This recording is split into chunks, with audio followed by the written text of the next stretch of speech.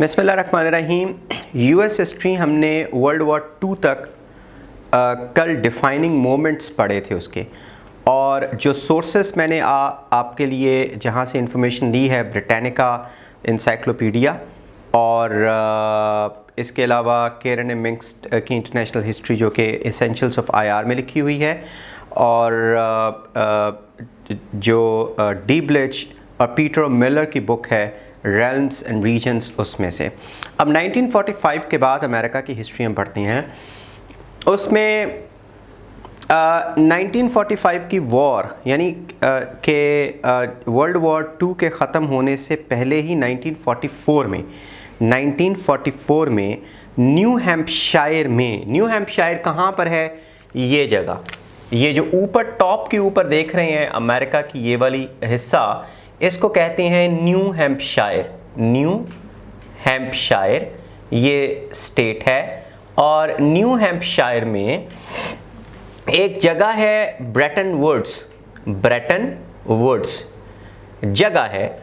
वहाँ Bretton Woods में एक कॉन्फ्रेंस हुई कि वर्ल्ड वॉर 2 के बाद कौन सा सिस्टम दुनिया में राइज होगा, और उस कॉन्फ्रेंस को कहते हैं ब्रेटन वुड्स कॉन्फ्रेंस।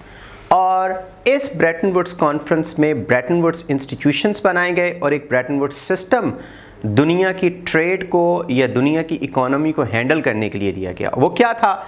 वो था फिक्स्ड करेंसी, कि दुनिया की करेंसी जो है फ्लोट नहीं करेंगी, फिक्स्ड होगी ताकि स्टेबिलिटी रहे और इकोनॉमी में उतार चढ़ाव ना आए, स्पेकुलेशंस कम से कम हो। और अमेरिका ने डॉलर को भी फिक्स कर दिया गोल्ड की वैल्यू के साथ। क्या ये फिक्स रहेगा? गोल्ड की वैल्यू जो है वो बहुत ज़्यादा उतार चढ़ाव नहीं आती है, तो फिक्स रहने का मतलब ये है कि डॉलर की भी कीमत में उतार चढ़ाव नहीं आएगा, इसके साथ पूरी दुनिया की करेंसी भी फिक्स्ड हो जाएगी। तो इस तरह से फिक्स्ड करेंसी या डॉलर को फिक्स किया गोल्ड के साथ और वर्ल्ड बैंक बनाया। इसका नाम वैसे तो ये था international bank for reconstruction and development, IBRD, लेकिन बाद में उसको वर्ल्ड बैंक बोला गया। इसका नाम क्या था? IBRD, international bank for reconstruction and development, इसको वर्ल्ड बैंक बोला गया। और IMF बनाया, इंटरनेशनल मॉनिटरी फंड, इसको बनाया गया। और तीसरे नंबर के ऊपर एक इंटरनेशनल ट्रेड ऑर्गेनाइजेशन बनाई गई जो कि उस वक़्त कामयाब ना हो पाई, लेकिन 1994 में इसका जो आगे चल के सक्सेसर आता है वो कामयाब हुआ, उसको कहते हैं वर्ल्ड ट्रेड ऑर्गेनाइजेशन। तो इनको कहते हैं Bretton Woods systems, World Bank और IMF को। और कुछ लोग इनडायरेक्टली WTO को भी कह देते हैं कि क्योंकि ये ITO की लेगेसी या ITO उस वक्त नहीं बन पाई थी, इस वजह से कि USSR जो है वो इस कॉन्फ्रेंस में मौजूद था और उसने इस सिस्टम को इस्टेब्लिश करने के लिए कुछ हामी भरी थी, लेकिन बाद में USSR इससे अलहदा हो गया और आधी दुनिया USSR के साथ मिलकर सोशलिस्ट इकोनॉमी बन गई। तो इनको नहीं मानते थे वो वर्ल्ड बैंक को, IMF को और बाकी चीज़ों को, तो इंटरनेशनल ट्रेड ऑर्गेनाइजेशन जो है वो कामयाब ना हो पाई। तो इसको कहते हैं फिक्स्ड करेंसी को कहते हैं ब्रेटन वुड्स सिस्टम, और वर्ल्ड बैंक और IMF को कहते हैं क्या? इनको कहते हैं ब्रेटन वुड्स इंस्टीट्यूशंस। तो ब्रेटन वुड्स इंस्टीट्यूशंस का मतलब ये था कि पूरी दुनिया में ये इंस्टीट्यूशंस ख़ास तौर पे यूरोप में रिकंस्ट्रक्शन का काम करेंगे, यानी यूरोप की जो तबाह हाल इकोनॉमी है उसको रिकंस्ट्रक्ट किया जाएगा, यानी उसको बनाया जाएगा दोबारा से। वर्ल्ड वॉर 2 की तबाहकारियों के बाद उनका जो इंफ्रास्ट्रक्चर है उसको दोबारा से बनाया जाएगा। तो वर्ल्ड बैंक और IMF उसको बनाने में अमल करेंगे। IMF का एक और भी काम था कि दुनिया की इकोनॉमीज़ जो कि डूब रही होंगी उनको बचाया जाएगा और उसको लिबरलाइज़ किया जाएगा। बहरहाल ये काम था इनका, और फिर ITO तो खैर कामयाब नहीं हो पाई। तो इसको ये बड़ा इंपॉर्टेंट इवेंट है। 1944 में 1944 में वॉर के ख़त्म होने से पहले ब्रेटन वुड्स एक जो है कॉन्फ्रेंस हुई थी और उसमें ब्रेटन वुड्स इंस्टीट्यूशंस बनाए गए और ब्रेटन वुड्स सिस्टम बनाया गया। सिस्टम का मतलब है कि करेंसी को फिक्स किया गया। इतना बस आप लोगों ने याद रखना है। उसके बाद आगे आती हैं 1945 में वर्ल्ड वॉर 2 ख़त्म हो गई। तो जब वर्ल्ड वॉर 2 ख़त्म हुई तो फिर उसके बाद कोल्ड वॉर स्टार्ट हो गई। जो दो इत्तेहादी थे जो मिल के इस वर्ल्ड वॉर 2 को लड़ रहे थे, एक अमेरिका और दूसरी तरफ ये इधर रशिया जो है, जो यूएसएसआर है, यूएसएसआर और अमेरिका उस वक्त दो इत्तेहादी थे जो मिलकर जर्मनी के खिलाफ लड़ रहे थे। तो अब जो है इन दोनों की आपस में फूट पड़ गई उस माले गनीमत के ऊपर जो जर्मनी ने छोड़ा था। यानी जर्मनी ने ईस्टर्न यूरोपियन कंट्रीज को कब्जे में किया हुआ था, उसको छोड़ा, तो उसके ऊपर फूट पड़ गई। रशिया ने आगे बढ़ के उनके ऊपर कब्जा कर लिया। तो फिर अमेरिका और रशिया के दरमियान में एक कोल्ड वॉर स्टार्ट हुई। तो 1945 के बाद जो मेन इवेंट आता है, जो डिफाइनिंग मोमेंट है अमेरिका की हिस्ट्री का, उसमें कोल्ड वॉर भी है। कोल्ड वॉर कहते हैं वॉर ऑफ इन्फ्लुएंस। और ये हॉट वॉर नहीं, हॉट वॉर कहते हैं जिसमें जैसे वर्ल्ड वॉर 1 है, वर्ल्ड वॉर 2 है, आर्मीज आमने सामने आई और एक दूसरे के खिलाफ लड़ना शुरू कर दिया। लेकिन अब चूंकि वॉर नहीं वैसे हो सकती, न्यूक्लियर जो बॉम्ब्स थे जो हिरोशिमा और नागासाकी के ऊपर पड़े, उसने बता दिया दुनिया को कि वॉर अब ऑप्शन नहीं है, हॉट वॉर जो है। और इस वजह से अमेरिका और यूएसएसआर ने आपस में कोल्ड वॉर लड़ी। कोल्ड वॉर का मतलब है कि ज़्यादा से ज़्यादा दुनिया को अपनी आइडियोलॉजी का हामी बनाया जाए। अमेरिका चाहता था कैपिटलिज्म का हामी बनाया जाए, तो यूएसएसआर चाहता था कि सोशलिज्म का हामी बनाया जाए। तो दोनों एक दूसरे के खिलाफ आइडियोलॉजी थी। ये वॉर ऑफ आइडियोलॉजी भी कहलाती है, वॉर ऑफ इन्फ्लुएंस भी कहलाती है, इसको कोल्ड वॉर कहते हैं। कोल्ड वॉर के शुरू होने में या होते ही एक और मोमेंट आता है अमेरिका की हिस्ट्री में, यानी कि कोल्ड वॉर में, और वो है ट्रूमैन डॉक्ट्रिन 1947 में। अगर आप इस तरीके से देखें, 1947 में जब पाकिस्तान को आज़ादी मिली थी, तो ट्रूमैन उनके प्रेसिडेंट ने एक डॉक्ट्रिन, एक प्रिंसिपल बनाया, एक पॉलिसी दी जिसको कहते हैं ट्रूमैन डॉक्ट्रिन। ट्रूमैन डॉक्ट्रिन का मतलब है कि यूएसएसआर को घेर लो या यूएसएसआर को कंटेन कर लो। कंटेनमेंट ऑफ यूएसएसआर की पॉलिसी थी कि यूएसएसआर ने आधा यूरोप के ऊपर कब्जा कर लिया था बढ़ के, और अब आधा यूरोप जो है वो यूएसएसआर का मुकाबला नहीं कर सकता था, वो किसी वक्त भी उसके ऊपर कब्जा कर ले। तो उसके मुकाबले में कंटेनमेंट ऑफ यूएसएसआर की पॉलिसी बनाई जाएगी, यानी कि यूएसएसआर को वहाँ पे रोक दिया जाएगा और आगे वेस्टर्न यूरोप को के अंदर अपना इन्फ्लुएंस बढ़ाने से उसको कंटेन कर लिया जाएगा।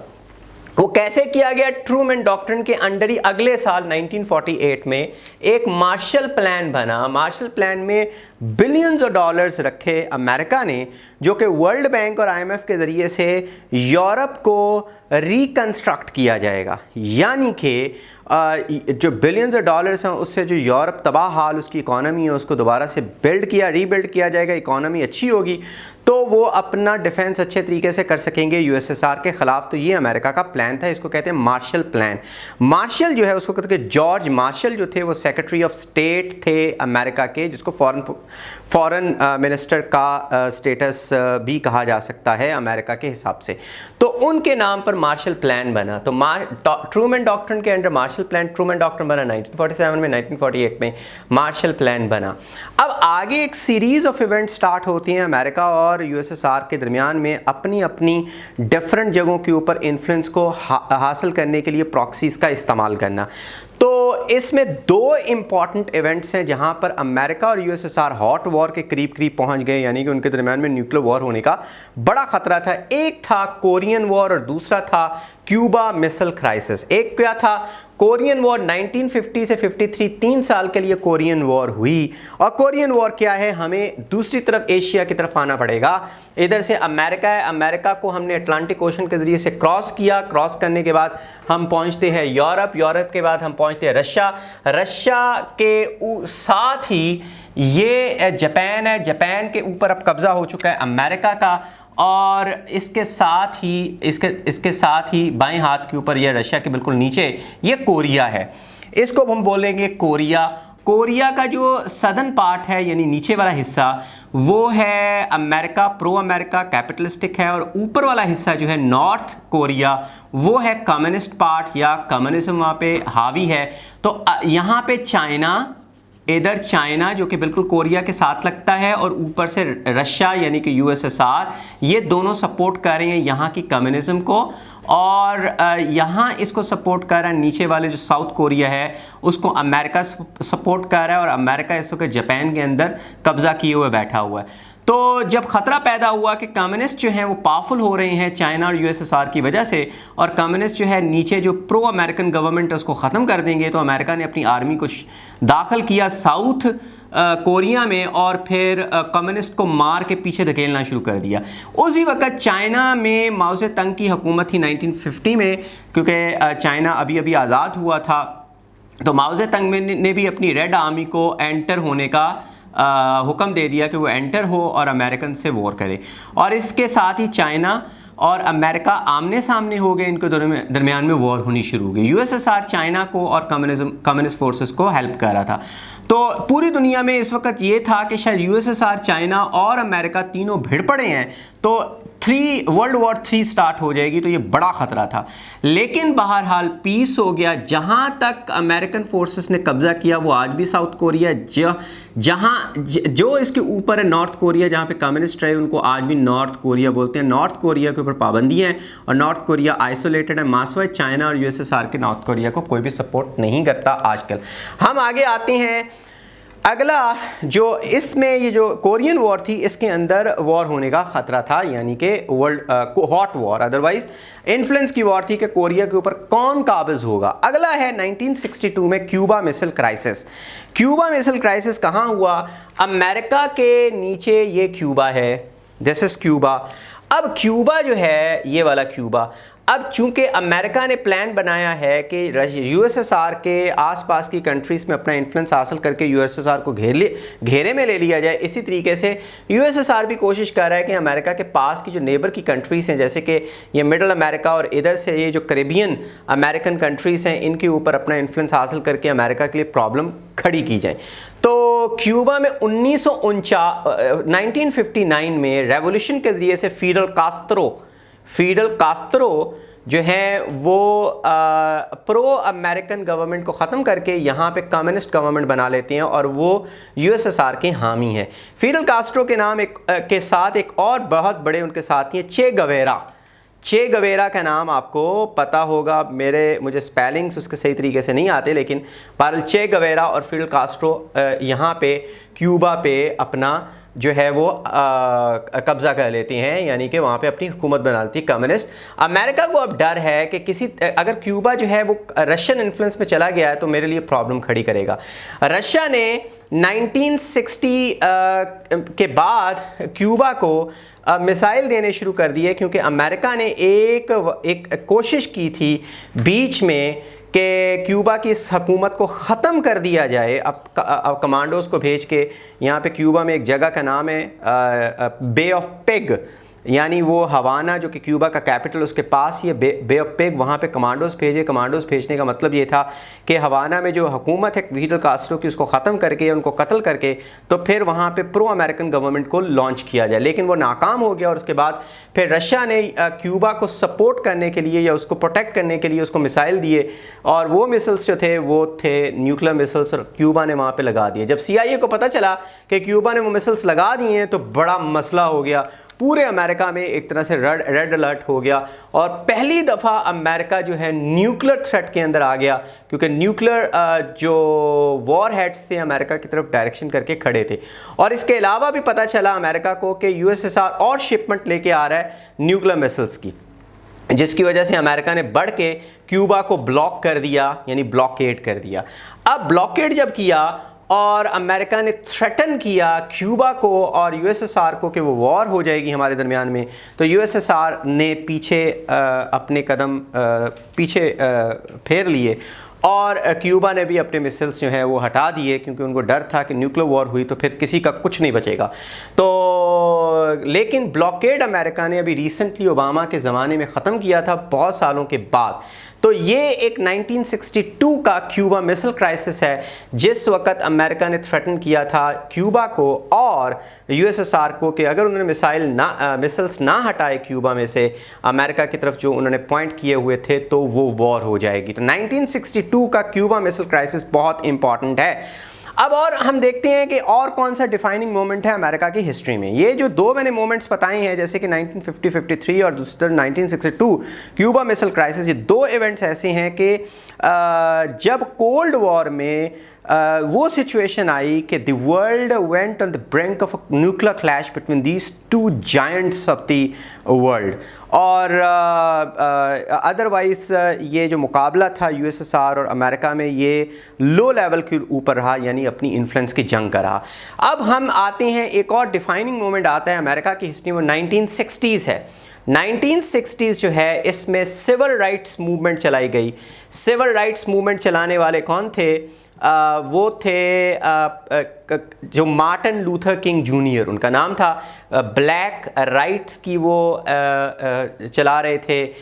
और इसमें मोहम्मद अली काले जो हैं, उनका पहले नाम जो है वो डिफरेंट था क्रिश्चियन से, और फिर क्रिश्चियन से वो कैसियस क्ले उनका पहले नाम था, तो फिर उसके बाद मोहम्मद उन्होंने रखा, क्योंकि वो समझते थे कि कैसियस क्ले जो है स्लेव नेम है, और अब उनका नाम जो है वो सही फ्री नेम हो गया है। तो वो भी इसमें वैसे शामिल थे, मैं आपको एक हवाले के साथ। लेकिन मार्टिन लूथर किंग जूनियर जो है वो बहुत बड़ा नाम है, जिसने ये मूवमेंट लॉन्च की 1960s में। सिविल राइट्स मूवमेंट इसको बोलते हैं। कालों के राइट्स भी गोरों के बराबर होने चाहिए। मैंने आपको एक जिक्र किया था 1861 से लेकर 65 तक एक सिविल वॉर हुई थी। साउथ की स्टेट्स जो कि स्लेवरी के हक में जो है वो अपना केस पुट अप कर रही थी, और उन्होंने जब नॉर्थ अमेरिका ने स्लेवरी को ख़त्म करने का ऐलान किया, तो साउथ स्टेट्स जो थी जहाँ पे काले ज़्यादा स्लेव्स थे, उन्होंने रिबेलियन कर दी, और इस तरह से सिविल वॉर दोनों के दरमियान में हुई। अब सिविल वॉर तो हो गई, लेकिन स्लेवरी उसके बाद ख़त्म हो गई जब वॉर साउथ वाले हार गए और नॉर्थ वाले जीत गए। मगर जो राइट से अभी भी स्लेव्स को उतने ज़्यादा, या ब्लैक्स को उतने ज़्यादा नहीं थे जितने गोरों के थे। तो ये जो मूवमेंट है, ये डिफाइनिंग मूवमेंट 1960s की, जिसमें मार्टिन लूथर किंग जूनियर जो थे, उन्हें मूवमेंट चलाई कि गोरों के बराबर के राइट्स जो हैं कालों को दिए जाएं। और आखिरकार मुख्तलिफ कॉन्स्टिट्यूशन प्रोसेसेस के ज़रिए से कालों को इक्वल राइट्स दिए गए, और रेसिज्म को एक क्राइम बनाया गया अमेरिका में, और इसको अपार्थाइड को ख़त्म करने में अहम मदद मिली। और उसी साल 1960s में 1968 में मार्टिन लूथर किंग जूनियर को कत्ल कर दिया गया, उनको असैसिनेट किया गया। आगे हम देखते हैं, एक और डिफाइनिंग मोमेंट है अमेरिका की हिस्ट्री में 1970s में वाटरगेट स्कैंडल। वाटरगेट स्कैंडल में सिंपली आपको बता दूं, प्रेसिडेंट निक्सन हैं अमेरिका के प्रेसिडेंट। तो प्रेसिडेंट निक्सन ने अपने जो ओपोनेंट्स थे इलेक्शंस के दिनों में, उनको हराने के लिए अपने ओपोनेंट्स के जो हेडक्वार्टर जो है वो वाटरगेट बिल्डिंग में है। तो इसलिए वाशिंगटन डीसी में वाटरगेट एक बिल्डिंग है जिसमें उनके ओपोनेंट्स हैं, यानी डेमोक्रेट्स से उस वक्त के ओपोनेंट्स। तो उनको उनकी स्पाइंग करवाई, और इस स्पाइंग करवाने के इल्ज़ाम में, क्योंकि ये जो है फ्रीडम ऑफ स्पीच के ख़िलाफ़ है, ये किसी की प्राइवेसी के ख़िलाफ़ चीज़ जाती है, क्योंकि आपने स्पाइंग करवाई उनके पॉलिटिकल मोटिव्स की, तो उसके ख़िलाफ़ प्रेसिडेंट निक्सन के ख़िलाफ़ मुकदमा चला। और एक वक्त था पहली दफ़ा कि प्रेसिडेंट निक्सन को इम्पीच कर देगी कांग्रेस। इम्पीच का मतलब है उनका मुहासरा कर लिया जाएगा। तो प्रेसिडेंट निक्सन पहला प्रेसिडेंट है हिस्ट्री में अमेरिका की जिसने रिज़ाइन किया इम्पीचमेंट के खौफ से। तो 1970s में जो वाटरगेट स्कैंडल है, ये भी अहमियत का हामिल है। फिर 1980s में जब यूएसएसआर ने अफ़गानिस्तान के ऊपर हमला किया, और उसके बाद फिर रेगन डॉक्ट्रिन बनी। रेगन की पॉलिसी का क्या नाम था कि यूएसएसआर के ख़िलाफ़ अफ़गान मुजाहिदीन की मदद की जाए, और दूसरी और भी जगहों के ऊपर जहाँ पर यूएसएसआर के ख़िलाफ़ रिबेलियन मौजूद है, उनकी मदद की जाए। जैसे कि जो है एक और भी जगह थी अब अमेरिका के साथ ही, जिसको लैटिन अमेरिका में, अब मेरे ज़हन में उस कंट्री का नाम भूल गया, लेकिन बहरहाल जी ये कहा गया कि हर जगह पे यूएसएसआर के ख़िलाफ़ रेबल्स की मदद की जाए, और सबसे ज़्यादा मदद अफ़गानिस्तान में गई, कॉन्गो में गई, अंगोला में गई। और डैनियल ऑर्टेगा उस वक़्त थे रेबल, उसका नाम चलें छोड़े परे। अब 1991 में ये रैगन डॉक्ट्रिन इतनी कामयाब हुई कि यूएसएसआर टूट गया, यानी यूएसएसआर 1989 से लेकर 1991 तक टूट फूट का शिकार हुआ, ख़त्म हो गया और फिर दुनिया की सिर्फ एक ही पावर बाकी बची, इसको कहते हैं न्यू वर्ल्ड ऑर्डर। अब पूरी दुनिया का ऑर्डर एक ही मुल्क संभालेगा, या पूरी दुनिया का ऑर्डर अब ऐसे होगा कि दुनिया की एक ही पावर होगी।